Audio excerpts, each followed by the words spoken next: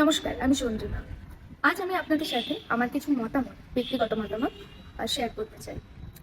তো আমাদের নেওয়া কিছু হঠকারী সিদ্ধান্ত আমাদের জন্য খুব ক্ষতিকর হয়ে ওঠে। তো ইনক্লুডিং মি, আমিও সেটা করি। তো যাই হোক, এই সমস্ত ভাবতে ভাবতে আজকে আমি বা একটা কথা আমার খুব মনে পড়ছে। সেটা হচ্ছে মহাভারতে বীর যোদ্ধা অভিমন্যুর কথা।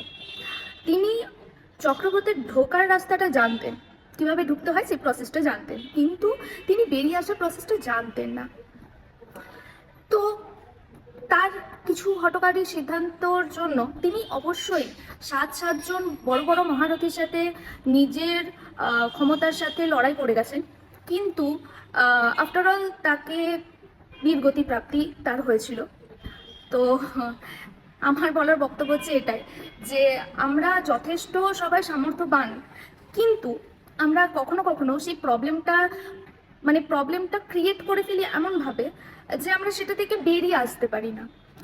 তো অবশ্যই আমাদের অভিমন্যুর মতন বীর যোদ্ধা হওয়া উচিত, কিন্তু তার সাথে তার পিতা অর্জুনের মতন আমাদের ধৈর্যবানও হওয়া উচিত।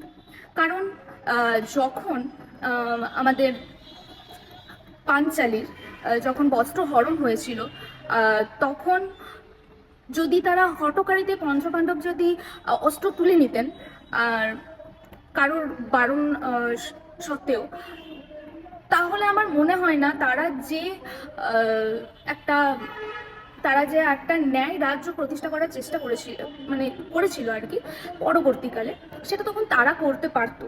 কারণ তাদের মধ্যে হয়তো তখনও সেই সামর্থ্যটাই ছিল না যে যে পরিস্থিতিটাতে থেকে তারা বেরিয়ে আসতে পারবে।